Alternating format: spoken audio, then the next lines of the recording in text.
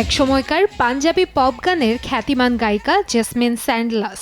খুব অল্প বয়সেই যিনি পাড়ি জমিয়েছিলেন যুক্তরাষ্ট্রে।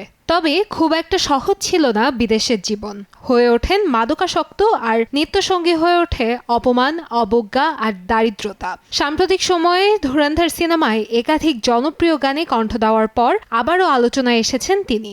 এমন আবহে নিজের জীবনের কঠিন সময়ের গল্প শোনালেন জেসমিন।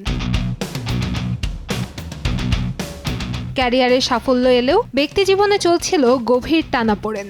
বাবার মৃত্যু ও পারিবারিক ভাঙন মানসিকভাবে ভেঙে দেয় তাকে। সেই কঠিন সময়ে একাকিত্ব থেকে আশ্রয় খুঁজছিলেন মদ্যপানে। মাত্র 23 বছর বয়সে এই অভ্যাসে জড়িয়ে পড়েন তিনি। এক সাক্ষাৎকারে জেসমিন জানান, ছোটবেলায় বাবার সঙ্গে নিউ ইয়র্কে গিয়ে স্থানীয় একটি স্কুলে ভর্তি করা হয় তাকে। 6 জনের পরিবার থাকতেন এক বেডরুমের ছোট্ট ফ্ল্যাটে। রেশন দোকান থেকে খাবার কিনে দিন কাটাতে হয়েছে তাদের। গ্যাস স্টেশনে কাজসহ নানা কষ্টকর পেশায় যুক্ত ছিলেন তার বাবা। পরিবারের দায়িত্ব কাঁধে নিয়ে সংগ্রাম করেছেন নিরলসভাবে।